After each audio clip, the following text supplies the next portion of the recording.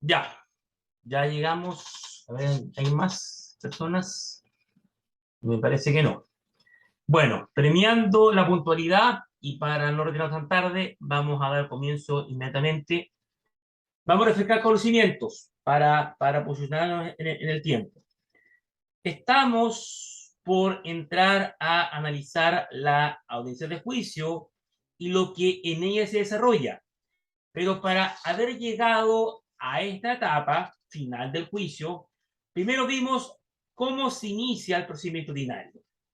Luego analizamos la presentación de la demanda, el proveído del tribunal que le da curso a la demanda y ordena notificar el libelo al demandado. Luego analizamos el plazo que tenía el demandado para poder contestar la demanda. Y finalmente vimos qué es lo que ocurre en una audiencia preparatoria, finalizando la clase anterior, afirmando que lo último que hacía el juez al término de la audiencia preparatoria era fijar la fecha, esto es, el día y la hora de la audiencia de juicio. Y eso es lo que vamos a comenzar a estudiar ahora. ¿Qué es lo que se ventila? ¿Cómo se desarrolla?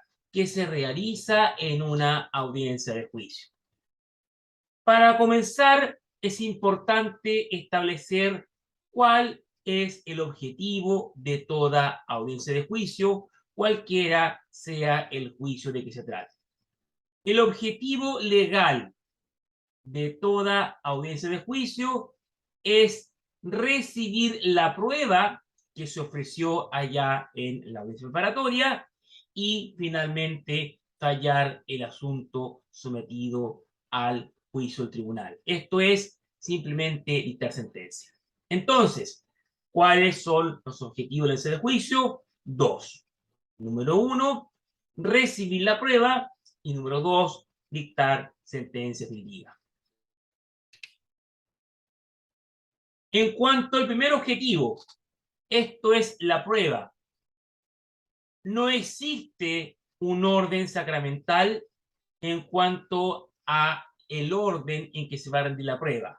La prueba puede ser prueba documental, prueba de testigos, prueba peritajes, prueba oficios, ¿ya?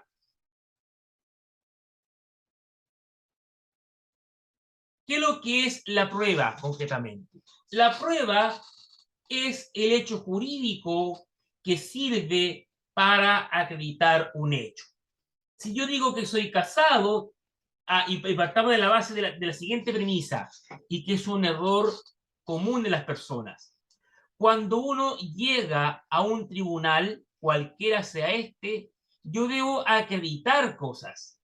Las palabras en tribunales no valen, valen cero, no sirven.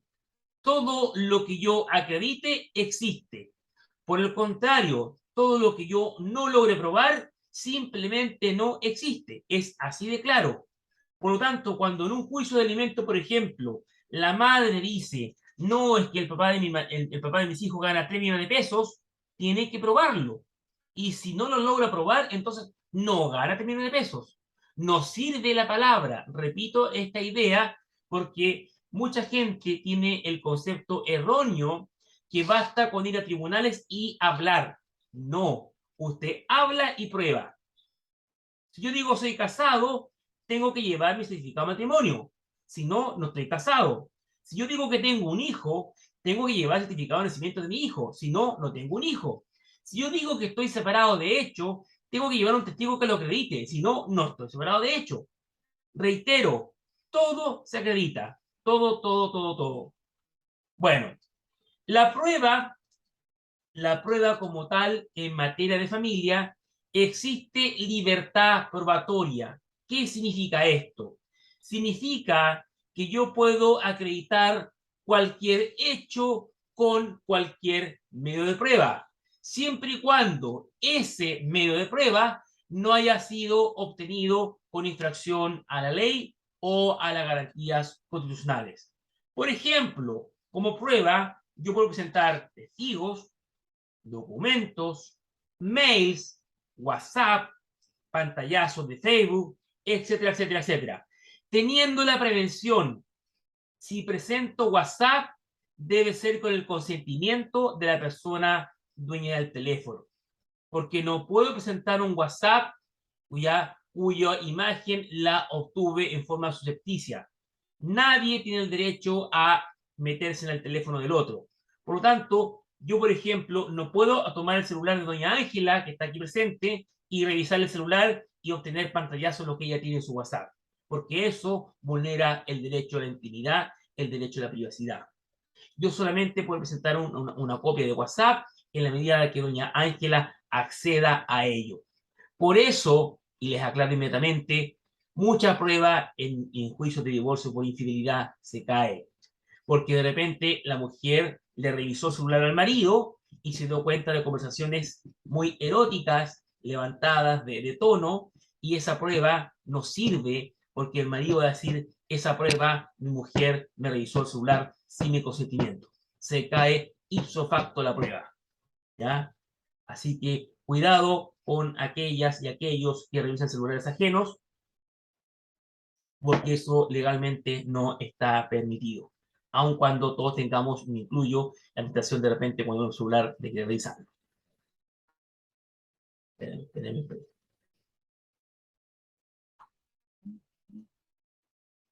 Eso lo acabo de decir, hay libertad probatoria, ya eso está consagrado en el artículo 28. Todos los hechos que resulten pertinentes para una adecuada resolución del conflicto jurídico ya podrán ser acreditados por cualquier medio de prueba en conformidad a la ley. El artículo 54 de la Ley de Tribunal de Familia, artículo 54, buscarlo, 54, 54, 54, 54, 54. Aquí está. Señala lo siguiente, espérenme. Podrán admitirse como pruebas películas cinematográficas, o sea, videos, fotografías, fonografías, videograbaciones y cualquier otro sistema de la producción de imagen o de sonido, pero reitero, siempre en la medida de que esa prueba haya sido obtenida en conformidad a la ley sin vulnerar ningún derecho constitucional, ¿ya? En cuanto a la incorporación de la prueba, es el juez de familia el que nos va a indicar la forma en que debemos incorporarla, adecuándola lo posible al medio de prueba más análogo.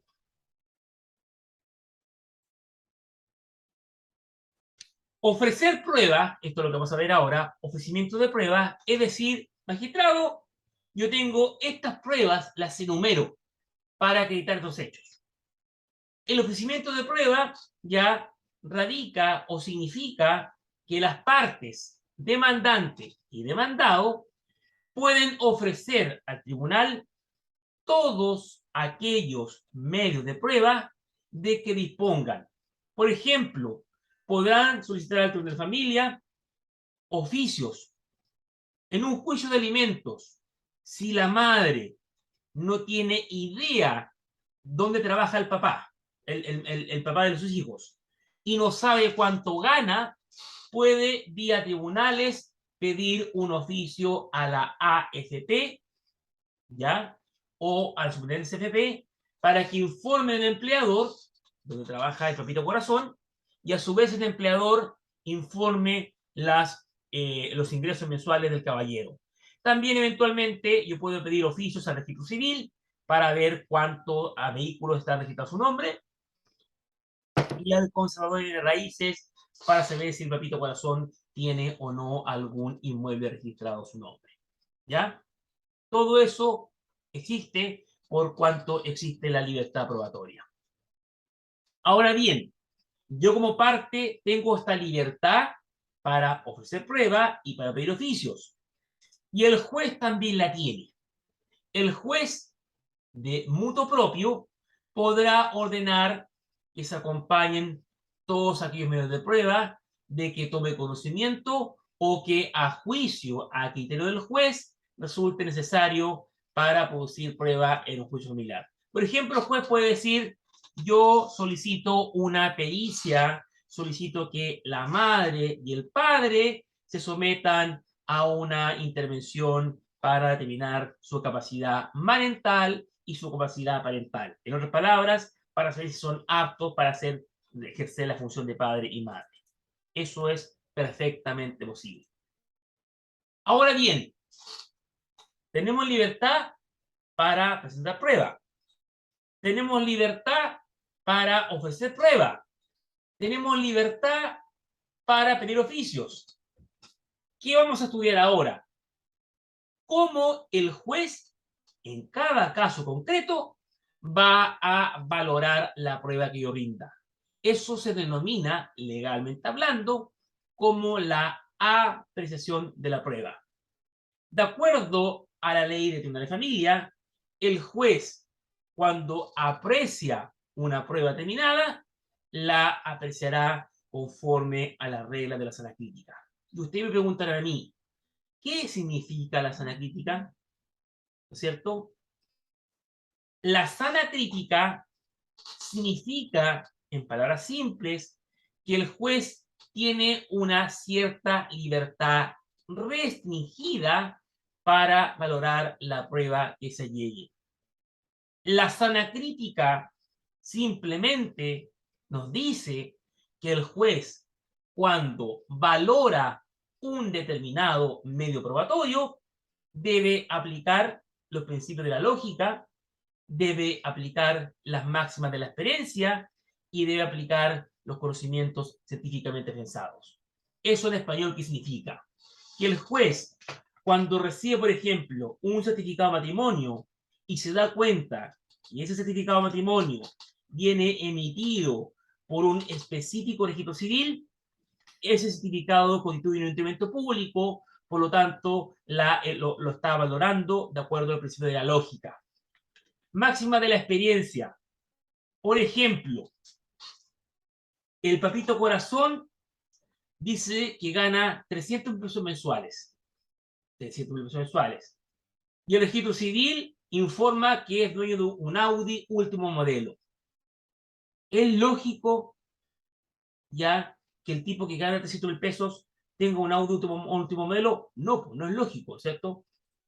¿Quién que gana eso? Incluso me desactualizó con el ejemplo, porque hoy día el sueldo mínimo son 400.000 pesos, ya, gana 400 pesos, y el tipo tiene una Hammer en su casa. Entonces, ¿qué sueldo de 400.000 pesos alcanza para pagar una Hammer cuando la cuota mensual de la Hammer sale mucho más de 400.000 pesos? Bueno, para las ramas que no sepan, la Hammer es un vehículo carísimo, algunos yo creo que lo saben, pero la Hammer es una camioneta, pero grandísima y que vale de 60, 70 millones hacia arriba, nueva, ¿ya? Entonces, ahí el juez tiene que decir, de acuerdo a la lógica y la máxima experiencia, decirle al caballero, oiga, señor, no sea cara de nalga, porque, y no sea patudo, porque usted no me puede venir a decir a mí acá que ganando 400.000 pesos tenga su nombre registrada una camioneta Hammer, cuando sabemos, tanto usted como yo, que esa camioneta vale, no sé, 1000 veces su sueldo, por dar una cifra, ¿ya?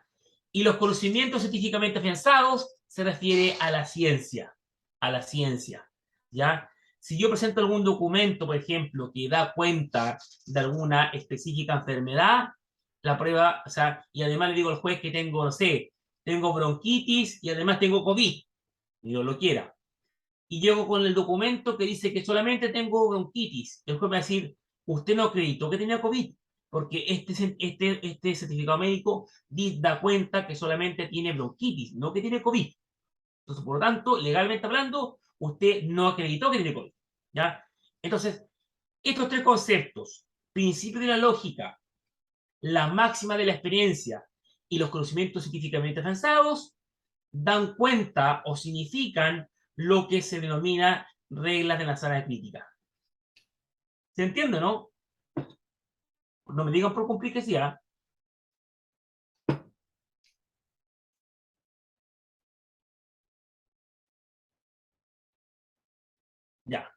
Convenciones probatorias. La convención es un acuerdo de voluntades. Eso significa convenir. Nosotros ahora convenimos en que la clase la iban a comenzar a las 13:40. Es un acuerdo, aun cuando se los impuso un poco, lo reconozco. Bueno, en cuanto a la convención probatoria, son simplemente acuerdos de voluntades entre demandante y demandado, entre papá y mamá, para evitar tener que probar algún hecho. El ejemplo que coloqué hace un rato atrás. Papá y mamá están de acuerdo en que el papá gana 2 millones de pesos al mes. Como están de acuerdo, no se necesita probar que el caballero gana 2 millones. Ese es un ejemplo típico de convención probatoria.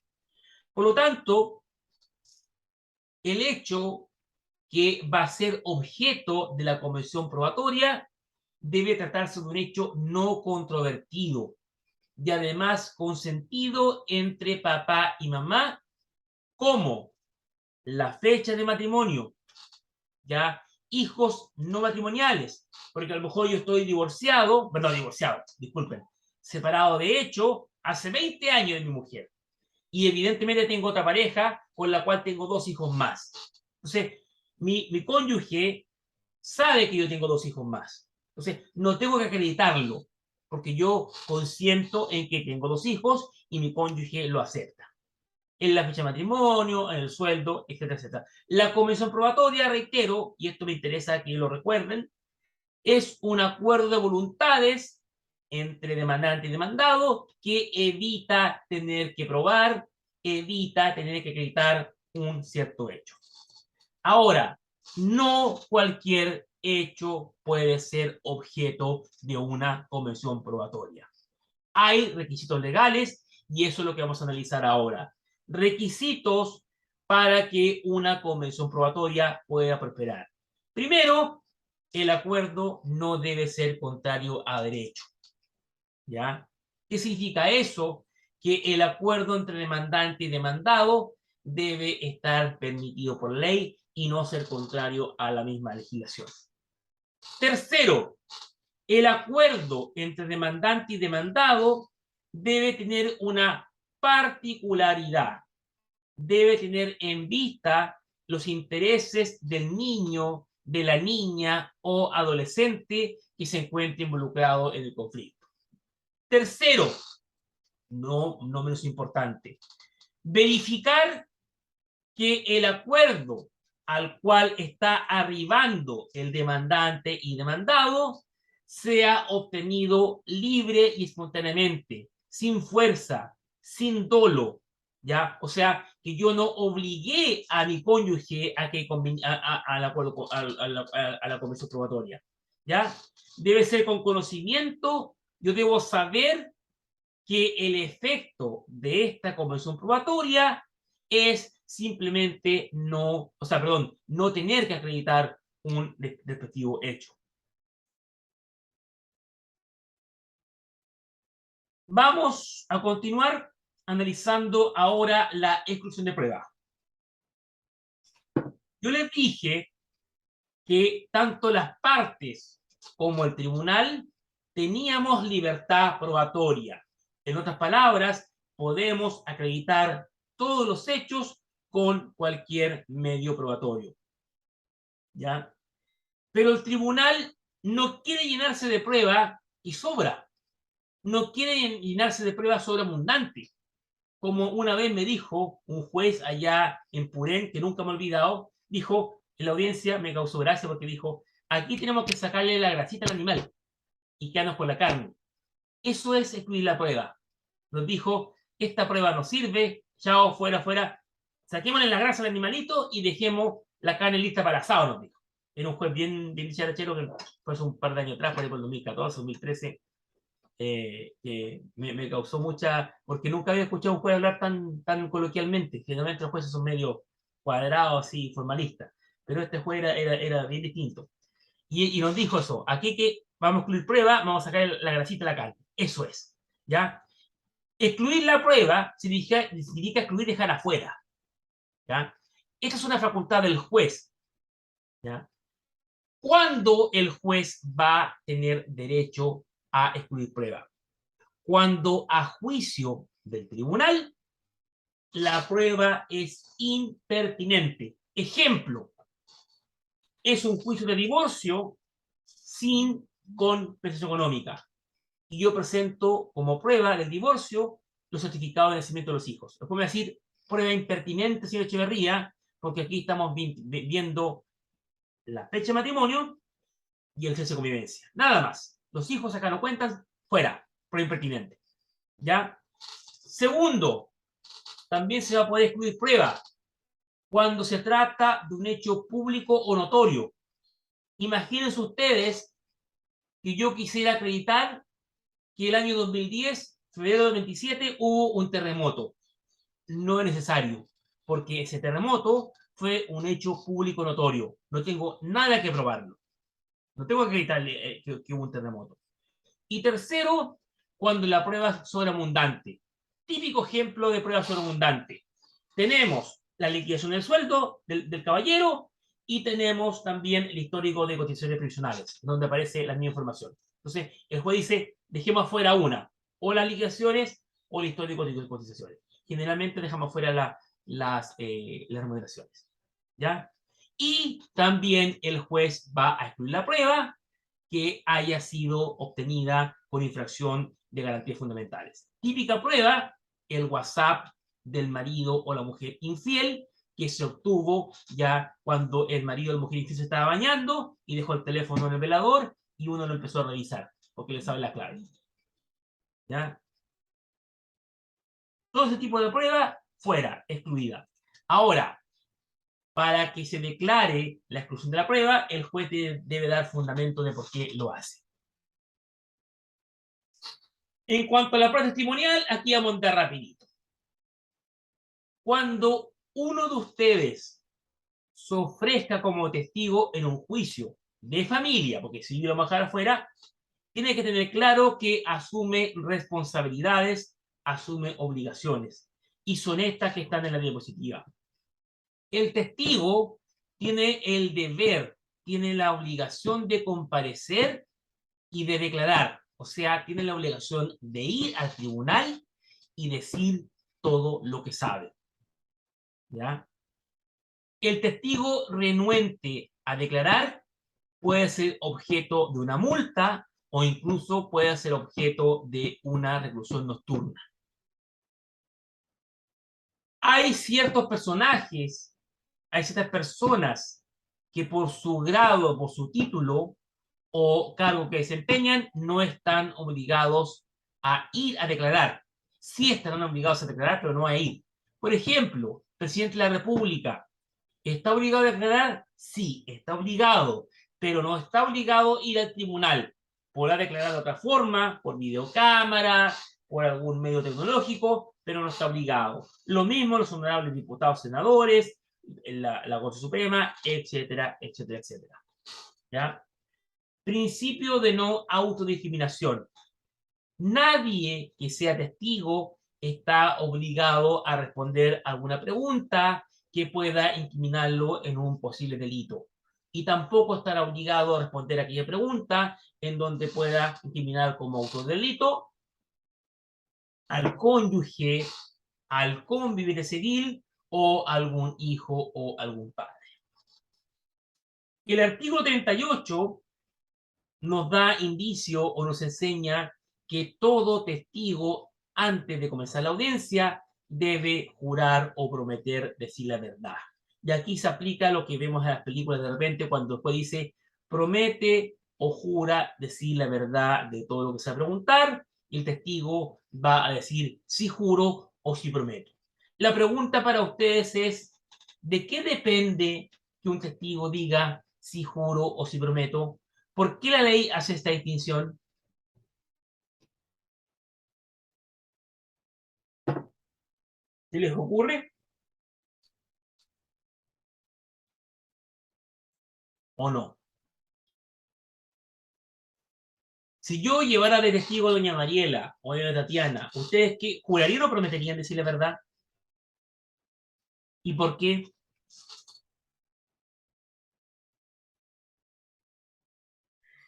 Juraría porque se supone que no estoy mintiendo con respecto a lo que voy a decir. ¿Y por qué no promete?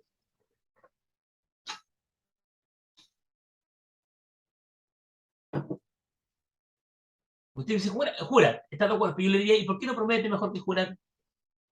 ¿Cuál es la diferencia entre jurar y prometer? ¿Se les ocurre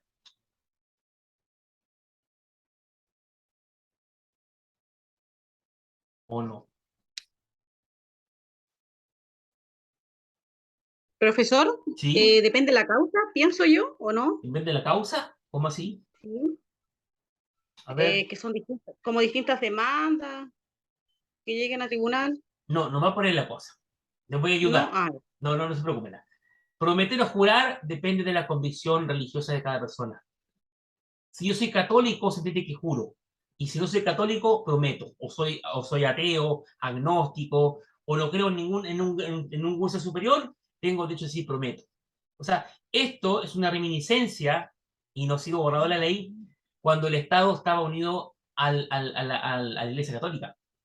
¿Ya? O sea, se entiende que los que juran son católicos y los que prometen no lo son o simplemente no creen en ningún tipo de ser superior.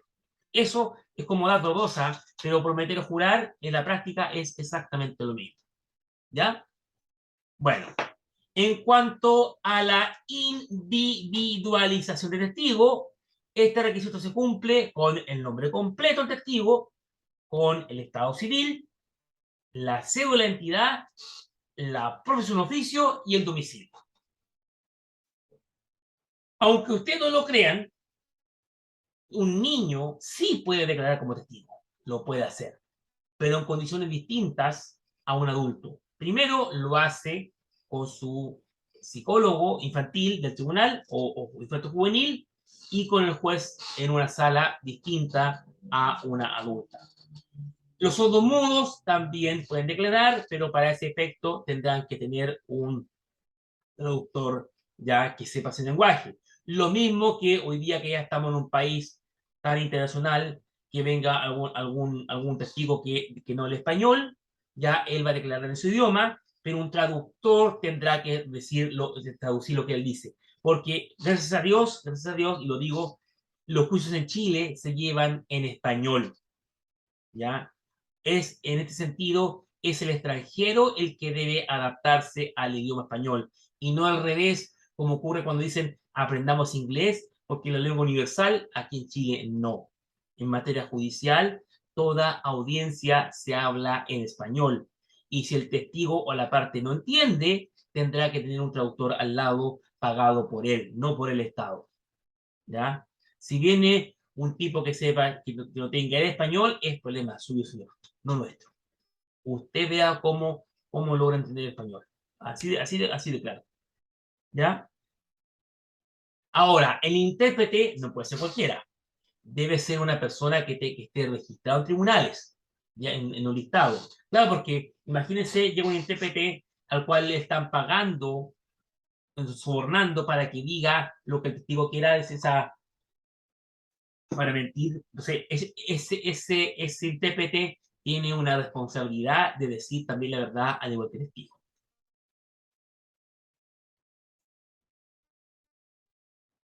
Ahora, importante es aquí aclarar que toda persona está obligada de concurrir al tribunal cuando el tribunal la llama como testigo. La finalidad de concurrir es, uno, espérenme, hoy pasó rápido los 30 minutos, 40 minutos, declarar la verdad de todo lo que se le va a preguntar y de no ocultar hechos, circunstancias o elementos acerca del contenido de su declaración. Si el testigo que habiendo sido legalmente citado no comparece sin justificación, se puede apercibirlo con arresto por falta de comparecencia y además, eventualmente, se le podrá imponer una multa o el pago de las costas porque provoquen su incomparecencia.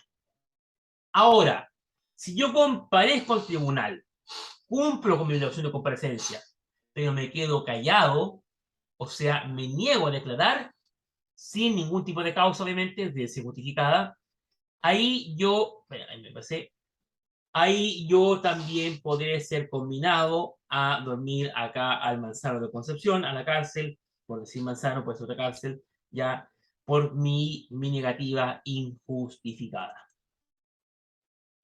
Y, ya se los dije, pero lo repito, en materia de tribunales de familia no existe ninguna imposibilidad, ningún impedimento en cuanto a declarar inhabilidad.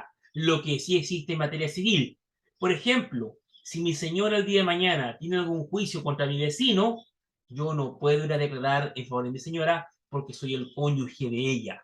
Pero en materia de familia, por ejemplo, si mi señora tuviera algún conflicto de familia con su padre, yo sí podría ir a declarar porque ahí no existe inhabilidad para declarar. ¿Ya? En materia civil, muy limitada la prueba testimonial. Yo lo primero que le digo al cliente es, familiares no pueden declarar. Cónyuges, hijos, papá, mamá, cuñados, fuera, out. En materia de familia, vengan todos, son bienvenidos. Sí pueden declarar. ¿Ya?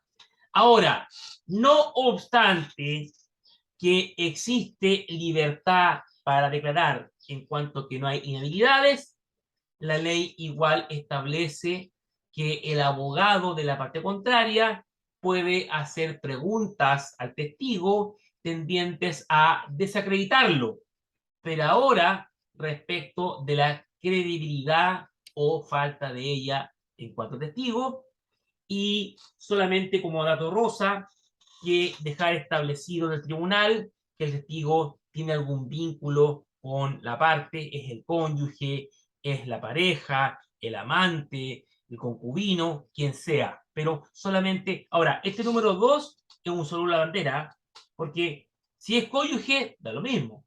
Si es el amante y no un juicio de divorcio, da lo mismo. Ahora, si es el amante de un juicio de divorcio, de imposibilidad, evidentemente que sí tiene trascendencia, obvio, ¿cierto? Pero si es un juicio de alimento y él dice, no, yo soy el amante, no tiene ninguna trascendencia jurídica, nada. Aun cuando sea difícil que alguien reconociera eso. En cuanto a la prueba pericial, peritos significa, el perito es una persona que tiene un título profesional y que realiza un informe de acuerdo a su experticia. En materia de familia existen peritos psicólogos, peritos psiquiatras, peritos asistentes sociales, que realizan informes de acuerdo a su ciencia, ¿ya? Y no es lo mismo presentar un informe socioeconómico como prueba pericial a presentarlo como prueba documental. Tiene trascendencias que no voy a entrar a detallar, ¿ya? Pero el perito también debe tratarse de una persona que previamente se encuentra registrada en un listado en la Corte de Apelaciones correspondiente. Estar en ese listado es una ventaja para el perito porque un perito psicológico, el otro día le preguntamos cuánto cobraba por ese peritaje y sin arrugarse nos dijo 400.000 pesos. Y eso hay que pagarlo en el tiro, catch, antes de. Por ejemplo, queremos periciar cuánto vale una casa en un juicio por liquidación de sociedad conyugal. Va a la casa y dice 1.000.000 de pesos por ir a tasar la propiedad. Así que es buena pega, muy buena pega. El perito en principio no tiene la obligación de ir a declarar. Sí la tendrá cuando el juez o las partes lo llaman a declarar al tribunal para que explique cómo realizó el informe. Entonces no lo voy a... Ahora, no siempre el tribunal va a admitir la prueba pericial.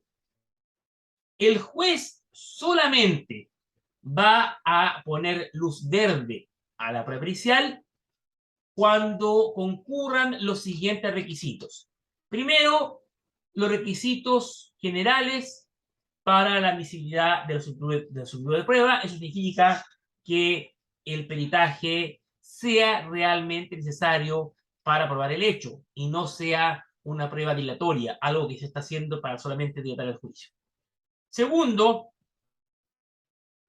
el tribunal debe verificar que el perito ya sea lo suficientemente serio y profesional en la materia que se trata. Y eso es la fama del perito y el currículum, ¿ya? Y aquí no es lo mismo un perito que viene saliendo recién de la universidad a uno que lleva 20 años ejerciendo ya el cargo de perito y que, aunque sea privativo, tampoco es lo mismo salir de la Universidad de Chile que salir de alguna universidad privada de poca monta, que no voy a dar nombre, evidentemente, para no herir susceptibilidades, ¿ya? Todavía existe la creencia de que hay universidades mejores que otras, aun cuando también, desde otro punto de vista, aclaro que yo conozco profesionales muy buenos de universidades que no tienen muy buena fama, y conozco profesionales más o menos nomás, que son de la Católica, de la Chile, ya, que no le pegan mucho a la cosa.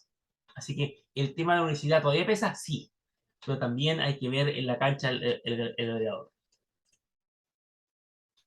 Ahora, otro medio probatorio es la declaración de las partes. Y aquí, a diferencia de lo que ocurre en Estados Unidos, yo como demandante, como abogado del demandante, solamente puedo llamar a declarar a la demandada. En Estados Unidos, cuando usted ve las películas y el abogado dice, llamo a estrados a declarar a mi representado. Eso en Chile no procede. Solamente se puede llamar cruzado, ¿ya? O sea, yo llamo a la señora y el abogado de la señora llama al marido, mi representado. La declaración de las partes es un medio de prueba que el tribunal también debe valorar. Cuando procede siempre que una parte pida la declaración de la otra, ¿ya? El contenido de la declaración va a depender de la parte que la solicita. Así, por ejemplo, yo llamo a declarar a la mujer en un juicio de divorcio, yo hago las preguntas. Y hay cierto tecnicismo legal para hacerlas, porque si la persona de la mujer no concurre a declarar, cuando se abre el sobre, yo ya redacto las preguntas de un modo que ella las conteste en forma afirmativa a mis peticiones. Si no concurre la persona a declarar, el tribunal, la sanción será que el tribunal dará por acreditados todos los hechos que yo puse en el pliego de posiciones. ¿Alguna pregunta, no?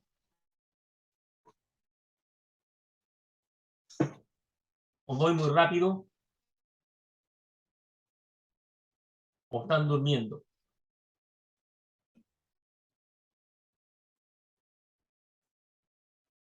Ya, vamos entonces, se hizo la prueba, perdón, se hizo la denuncia del juicio. Se terminó el juicio. ¿Qué viene ahora? Sentencia. Viene la sentencia. Se hizo la audiencia preparatoria, se ofreció la prueba. Se hizo la audiencia de juicio, declararon testigos, mostré mis cartas. El juez ahora tiene que decidir a quién le da la razón. ¿Se la da la razón al demandante o al demandado? ¿Ya? Y aquí hay que hacer una distinción entre veredicto y fallo propiamente tal. El veredicto es simplemente que el juez se remite a decir, yo le doy la razón al demandante o le doy la razón al demandado, pero no da fundamento de por qué le da razón a uno en medio del otro. Eso lo da en la sentencia. En el veredicto, por ejemplo, en un juicio de divorcio, por infidelidad. Termina el juicio, declara la pérfida o el pérfido, ¿no es cierto? Declaran los testigos, declaran los peritos, y el juez dice, ahí voy a dar mi veredicto, doy lugar a esta sentencia